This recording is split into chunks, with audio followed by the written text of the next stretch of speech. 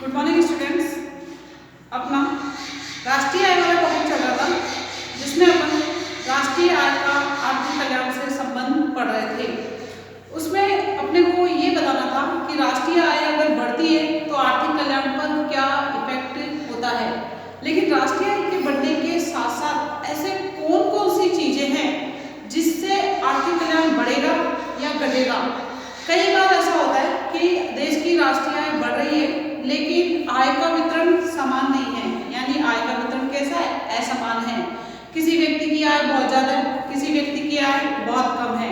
तो राष्ट्रीय आय के बढ़ने पर भी आर्थिक कल्याण उस देश का या उस देश के वासियों का नहीं हो सकता है। तो आपका पहला पॉइंट था कि आय के वितरण का प्रभाव।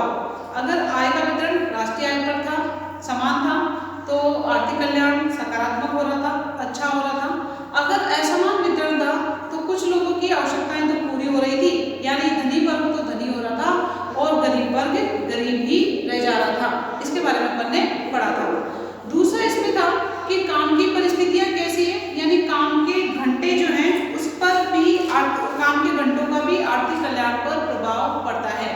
कहने का मतलब है अगर व्यक्ति पहले से ज्यादा काम कर रहा है और विश्राम कम कर रहा है, तनाव में रह के काम कर रहा है, काम करने का माहौल अच्छा नहीं है, तो राष्ट्रीय आय के बढ़ने पर भी उस व्यक्ति का या उस देश का आर्थिक कल्याण नहीं हो सकता है।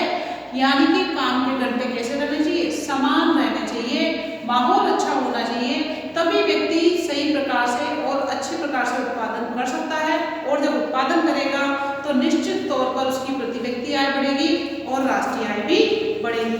और जब प्रति व्यक्ति और राष्ट्रीय आय बढ़ती है तो आर्थिक कल्याण सकारात्मक या पॉजिटिव होता है।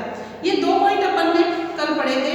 आज अपन पढ़ेंगे आगे कि राष्ट्रीय आय का आर्थिक कल्याण से क्या संबंध है, जिसमें अपना नेक्स्ट पॉइंट है आर्थिक कल्याण विशेषतया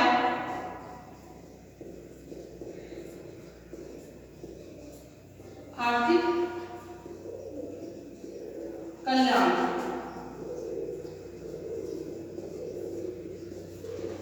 विशेषतया उपभोग्य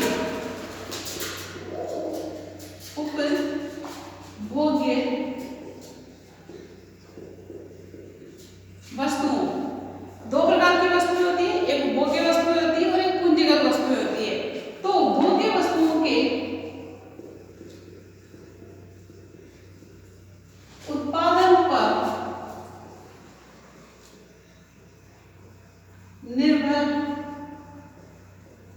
करता है, जिससे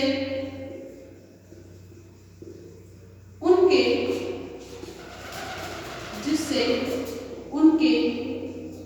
जीवन स्तर में वृद्धि होती है। यह आपका पॉइंट है राष्ट्रीय आय का आर्थिक कल्याण से संबंध के बारे में। तो आर्थिक कल्याण विशेषतः उपभोग्य वस्तुओं के उत्पादन पर निर्भर करता है, जिससे उनके जीवन स्तर में वृद्धि होती है। बात करते हैं अपन वस्तुएं दो प्रकार की होती है। एक तो होती है वस्तुओं की बात करते हैं अपन तो वस्तुएं दो प्रकार की होती है। एक होती है उपभोग्य वस्तुएं, उपभोग्य वस्तुएं। दूसरी होती है आपकी पूंजीगत वस्तुएं, पूंजीगत वस्तुएं। उपभोग्य वस्तुओं में वही अनाज जिसको अपन खाद्य पदार्थ बोलते हैं, खाद्य पदार्थ, फल, सब्जी,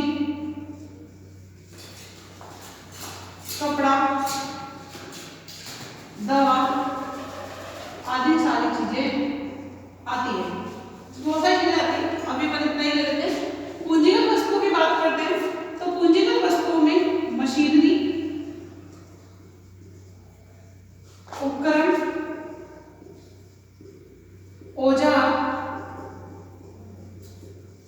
साज सामान, साज सज्जा के जो सामान होते हैं, साज सज्जा सामान,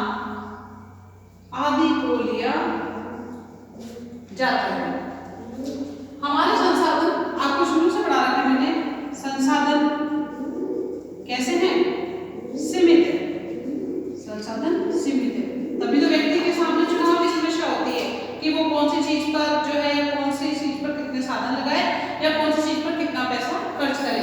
अगर अधिकतर साधन पूंजीगत वस्तुओं पर खर्च कर दिए जाते हैं, अधिकतर साधन पूंजीगत वस्तुओं पर लगा दिए जाते हैं, तो उत्पादन मशीनों का होगा, उपकरण का होगा, औजार का होगा, साथ सामान वाले चीजों का होगा। फलस्वरूप जो भोग्य वस्तु है उन पर कम साधन लगाए जाएंगे। अब जब उन पर कम साधन लगेंगे तो अनाज का उत्पादन, खाद्य पदार्थ का, फल का, सब्जी का, कपड़ा, दवा, ये जो सारी चीजें हैं जो कि अनिवार्य वस्तुएं होती है, इनका उत्पादन कम होगा और उत्पादन कम और मांग ज्यादा होने पर वस्तु की कीमतें क्या होगी? वस्तु की कीमतें बढ़ेगी। और जब वस्तु की या आइटम की कीमत बढ़ती है तो व्यक्ति की प्रति व्यक्ति वास्तविक आय क्या होगी? कम होगी। फलस्वरूप वो कम अनाज, कम सब्जी, कम फल, कम दूध, ये सारी चीजें कम लेगा। कहने का मतलब ये है कि उसकी आवश्यकता की वस्तुएं जो है जितनी मात्रा में चाहिए उतनी मात्रा में नहीं मिल पाएगी, जिससे उसका आर्थिक कल्याण नहीं होगा, क्योंकि उसे संतुष्टि प्राप्त नहीं होगी। इसके विपरीत अगर उपभोग्य वस्तुओं का उत्पादन ज्यादा मात्रा में किया जाता है, साधन ज्यादा मात्रा में उधार लगाए जाते हैं उपभोग्य वस्तुओं के उत्पादन पर, तो उनकी पूर्ति ज्यादा होगी, उत्पादन ज्यादा होगा, और उत्पादन ज्यादा होगा तो कीमत कम होगी, और प्रत्येक व्यक्ति ज्यादा मात्रा में इन वस्तुओं का उपभोग करेगा, और उपभोग करेगा तो उसे संतुष्टि ज्यादा प्राप्त होगी, फलस्वरूप उसका आर्थिक कल्याण बढ़ेगा। इस प्रकार हम ये कह सकते हैं कि उपभोग वस्तुएं और पूंजीगत वस्तुएं जो होती है उन दोनों में से उपभोग वस्तुओं पर ज्यादा साधन लगाए जाने चाहिए और पूंजीगत वस्तु पर कम लगाए जाने चाहिए।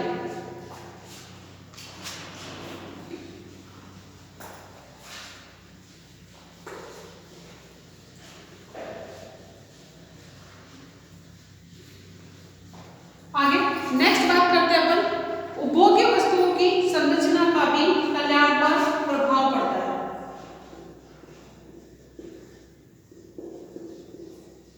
उपभोग्य वस्तुओं की संरचना का भी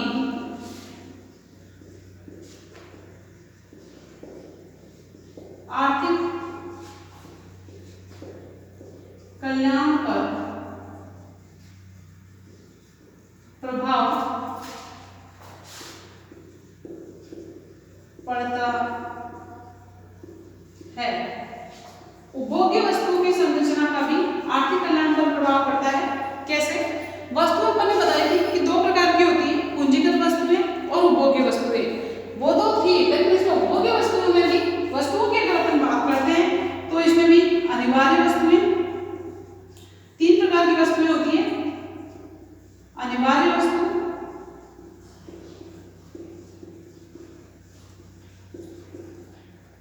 आरामदायक,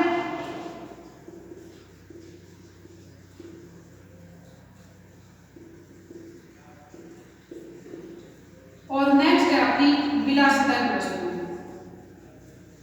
विलासिता की वस्तुएं, तीन प्रकार की वस्तुएं होती है, उपभोग वस्तुएं होती है। समाज में अधिकतर लोग अर्थव्यवस्था में जो होते हैं निर्धन वर्ग या मध्यम वर्ग के लोग होते हैं, और वो होते हैं आप में 90% लोग। बात करते हैं धनी वर्ग की या अमीर वर्ग की बात करते हैं तो ये अर्थव्यवस्था में 10% या 10% से भी कम पाए जाते हैं। अगर साधन सीमित वाली बात करते हैं अपन तो वही वाली बात करूंगी मैं, हमारे संसाधन या साधन होते हैं सीमित। इन सीमित संसाधनों को इस प्रकार से लगाया जाना चाहिए कि अनिवार्य वस्तुओं का उत्पादन ज्यादा मात्रा में हो और आरामदायक और विलासिता की वस्तुओं का उत्पादन कम मात्रा में हो, क्योंकि आरामदायक और विलासिता की जो वस्तुएं होती है इनकी मांग किसके द्वारा की जाती है? धनी वर्ग या अमीर वर्ग के द्वारा की जाती है, और जो अनिवार्य वस्तुओं की मांग, अधिक मांग जो है निर्धन वर्ग या मध्यम वर्ग के द्वारा की जाती है। अगर साधन सीमित है और अनिवार्य वस्तुओं का उत्पादन ज्यादा मात्रा में होता है तो इनका पूर्ति भी ज्यादा होगी, पूर्ति ज्यादा होगी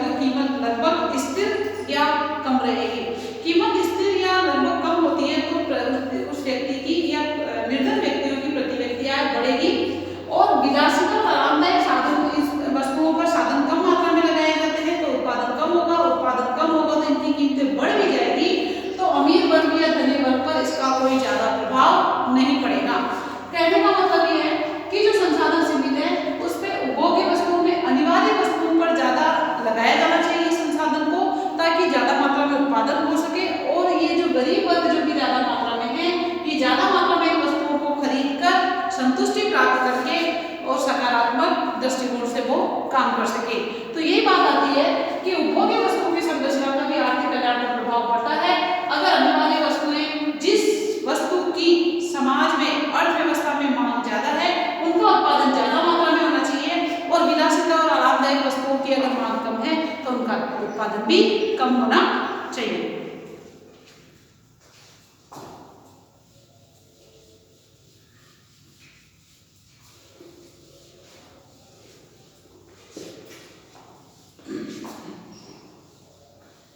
इसके बाद नेक्स्ट बात करते हैं अपन उपभोग्य वस्तुओं की उत्पादन की संरचना का तो आर्थिक कल्याण पर प्रभाव पड़ता है। नेक्स्ट आता है आपका नागरिक वस्तुएं। नागरिक वस्तुओं व सुरक्षा की वस्तुओं का भी आर्थिक कल्याण पर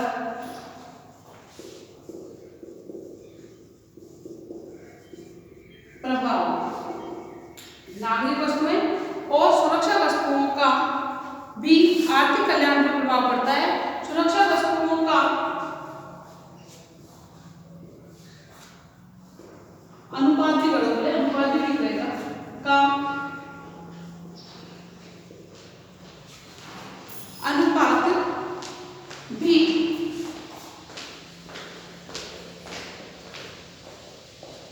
कल्याण को या कल्याण पर इसका प्रभाव पड़ेगा।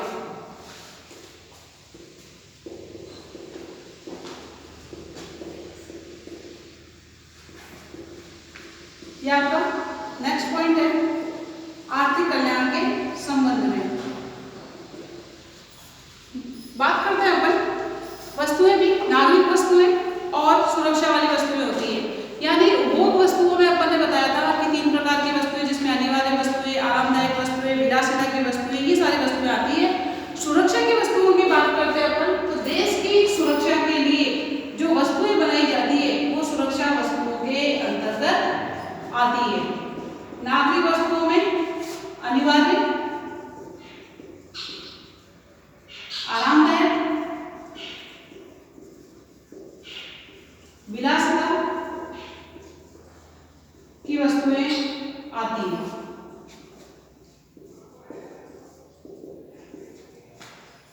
सुरक्षा वस्तुओं में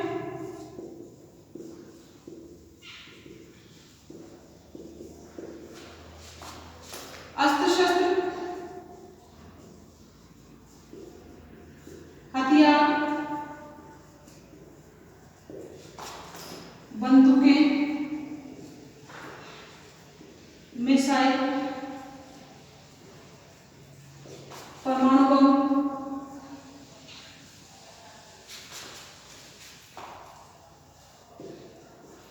आदि को शामिल किया जाता है।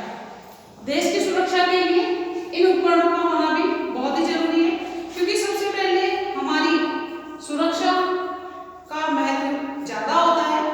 हालांकि सुरक्षा की बात करते हैं अपन तो प्रत्येक देश अपने देश की सुरक्षा के लिए इन औजारों को अपने पास रखता है, ताकि कोई भी देश अगर उस पर आक्रमण कर दे तो वो भी उसका आराम से जवाब देकर अपने देश को सुरक्षित कर सकता है।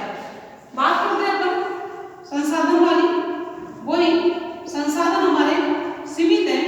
अगर ज्यादा मात्रा में आवश्यकता नहीं है उसके बावजूद भी, यानी आपके पास हथियार है सुरक्षा की दृष्टि से, उसके बावजूद भी अगर आप संसाधन ज्यादा मात्रा में इन चीजों पर लगाओगे तो उसका संसाधन कम जो है इन वस्तुओं का उत्पादन करेंगे, और इन वस्तुओं का उत्पादन जब कम होगा तो ये सारी वस्तुएं कम मात्रा में उत्पादित होगी।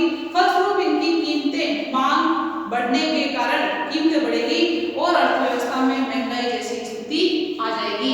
तो कहने का मतलब है इन वस्तुओं की जितनी आवश्यकता है उतनी मात्रा में इस पर पैसा खर्च किया जाना चाहिए, उससे ज्यादा इन वस्तुओं का उत्पादन ज्यादा करना चाहिए, क्योंकि इन वस्तुओं की मांग रोज ज्यादा और दिन बर दिन बढ़ती चली जाती है जनसंख्या के बढ़ने के कारण।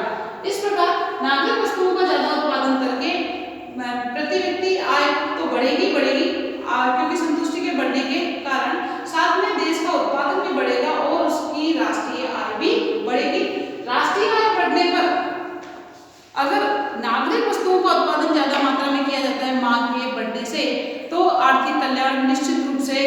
बढ़ता है।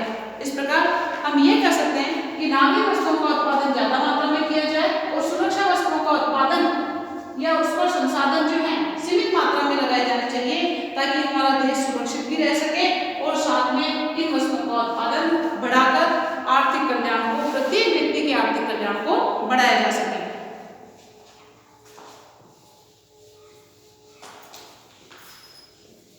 नेक्स्ट बात आती है, इसी से आगे कंटिन्यू करते हुए, पर्यावरण पर प्रभाव।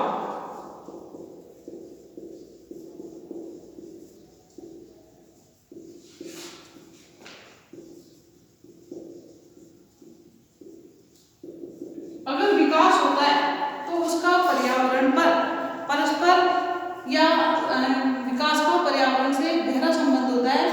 बात करते हैं अपन, यदि विकास के दौरान हमारा पर्यावरण पर विपरीत असर पड़ रहा है, अभी की अगर हम बात करते हैं, हम भी दूसरे देशों की जैसे विकास करते चले जा रहे हैं, विकास के साथ साथ, लेकिन हमारा पर्यावरण प्रदूषित हो रहा है, चाहे वो आप जल प्रदूषण के रूप में देखिए, चाहे आप वायु प्रदूषण के रूप में, चाहे आप मृदा प्रदूषण के रूप में देखिए।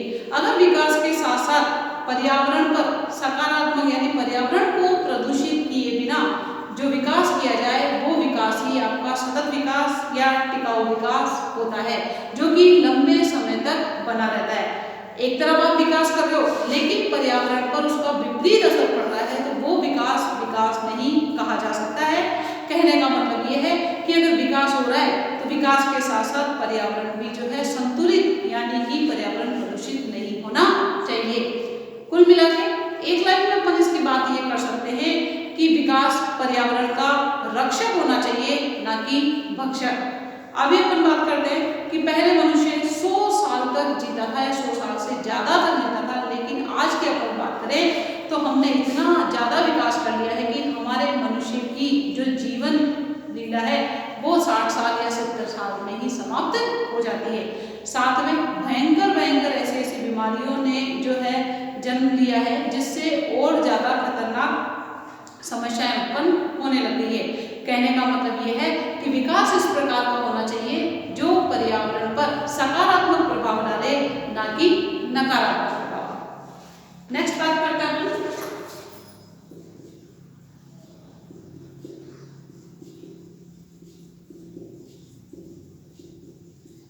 आर्थिक विकास के साथ साथ सामाजिक विकास पर बल। आर्थिक विकास के साथ साथ सामाजिक विकास पर बल। विकास भी एक तरह का नहीं होता है, विकास भी 2-3 तरह के होते हैं। आर्थिक विकास आय के अकॉर्डिंग जो विकास होता है, सामाजिक विकास समाज में जो बहुत सारी चीजें हैं उनको देखते हुए, शिक्षा की बात करते हैं, चिकित्सा की बात करते हैं, ये सारी चीजें आती है, उनका विकास भी होना चाहिए। 2004 व 5 में से लेकर 2004 व 5 से लेकर 2007 व 8 में अगर हमारे देश की GDP की बात करते हैं यानी विकास दर की बात करते हैं, तो 9.5% जो कि सर्वाधिक मानी जाती है, 9.5% रही। लेकिन साथ में देश में कुपोषण, शिक्षा का अभाव,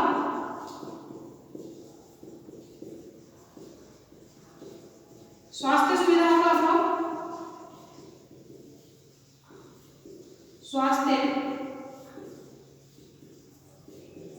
सुविधाओं का अभाव, चोरी, कालाबाजारी,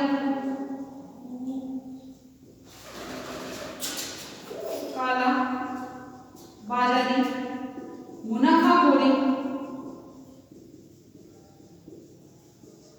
जैसी मुनाफाखोरी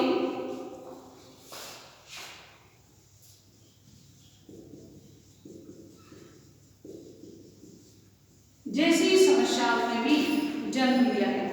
अगर जीडीपी बढ़ रही है, प्रति व्यक्ति आय बढ़ रही है, राष्ट्रीय आय बढ़ रही है, तो देश में ये जो समस्याएं हैं, कुपोषण है, शिक्षा का अभाव यानी अभी भी जो है हमारे यहाँ पर लोग निरक्षर मिलते हैं, स्वास्थ्य सुविधाओं का अभाव है जिससे मृत्यु दर लगातार बढ़ती चली जा रही है, चोरी है, कालाबाजारी है, मुनाफाखोरी है, ये सारी समस्याएं पाई जाती है। इसलिए आर्थिक विकास के साथ साथ सामाजिक विकास का होना भी जरूरी माना जाता है। कहने का मतलब आप आय के रूप में तो विकास कर रहे हो, लेकिन आपके समाज का जो स्तर है, सामाजिक विकास जो है वो हमारा सामाजिक विकास बिल्कुल भी नहीं हो रहा है, तो उसका आर्थिक कल्याण पर गलत इफेक्ट पड़ेगा, यानी वो आर्थिक कल्याण नहीं माना जाएगा। चाहे आप विकास थोड़ा सा करो, लेकिन आर्थिक विकास वाले थोड़ा सा करो, यानी आय आपकी थोड़ी सी बढ़ रही है, लेकिन साथ में आपके यहाँ सामाजिक विकास साथ साथ में ज्यादा बढ़ रहा है, लोगों के जीने की आयु बढ़ रही है, लोग शिक्षित ज्यादा हो रहे हैं, लोगों की स्वास्थ्य सुविधाओं में जो है सुधार हो रहा है, कुपोषण का कोई भी व्यक्ति शिकार नहीं है, पोलियो जैसी हमारे यहाँ पर जो समस्या थी वो खत्म कर दी, तो ये एक सामाजिक बल या सामाजिक सुधार माना जा सकता है। इस प्रकार आर्थिक विकास के साथ साथ सामाजिक विकास भी होना चाहिए, तभी हम राष्ट्रीय आय का बढ़ना वास्तव में कल्याणकारी मान सकते हैं या कल्याणकारी माना जाएगा। वर्ल्ड बैंक ने एक रिपोर्ट दी है,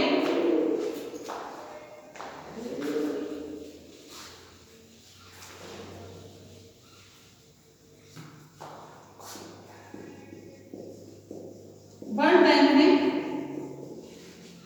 के अनुसार, या वर्ल्ड बैंक ने अभी रिपोर्ट दी है कि भारत जीडीपी की विश्व रैंकिंग में, भारत जीडीपी की विश्व रैंक में कौन से पायदान पर आ गया?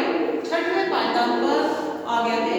कहने का मतलब 2020 में भारत की जीडीपी 2.6 ट्रिलियन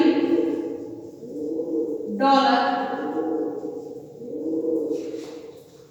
दर्ज हुई, 2.6 ट्रिलियन डॉलर दर्ज हुई है। इसको देखकर हम ये कह सकते हैं कि हम 6ठे स्थान पर आ गए। अगर साथ में हमारे यहाँ सामाजिक विकास भी होता रहेगा तो आर्थिक कल्याण निश्चित रूप से बढ़ावा माना जाएगा।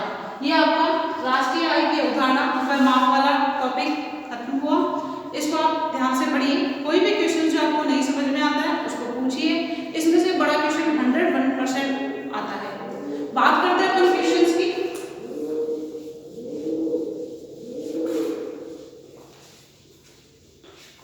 जिन क्वेश्चनों को आपको तैयार करना है, जो कि इंपॉर्टेंट क्वेश्चंस माने जाते हैं, उसके बारे में फर्स्ट क्वेश्चन है आपका, राष्ट्रीय आय की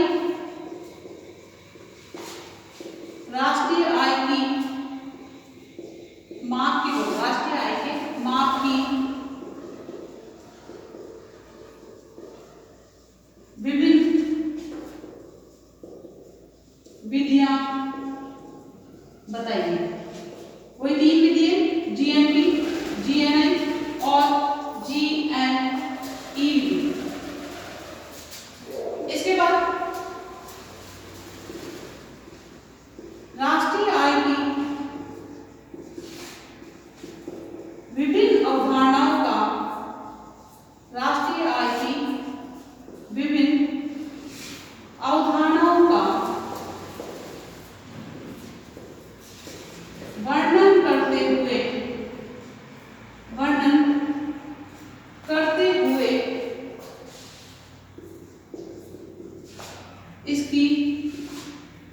इसके माप में आने वाली, इसके माप की गणना करो, इसके माप की गणना में आने वाली समस्याओं का विस्तृत विवेचन कीजिए, विस्तृत विवेचन कीजिए। यह आपका बड़ा क्वेश्चन तैयार करना है आपको इसका। नेक्स्ट बात करते हैं अपन राष्ट्रीय आय का आर्थिक कल्याण में परस्पर संबंध। राष्ट्रीय आय व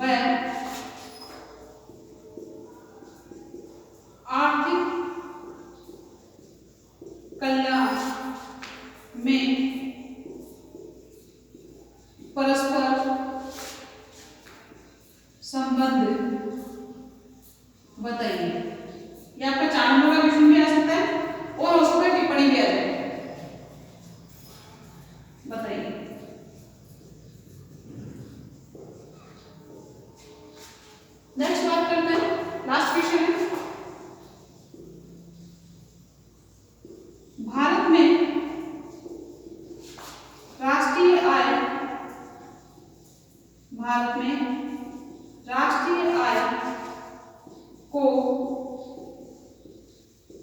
मापने की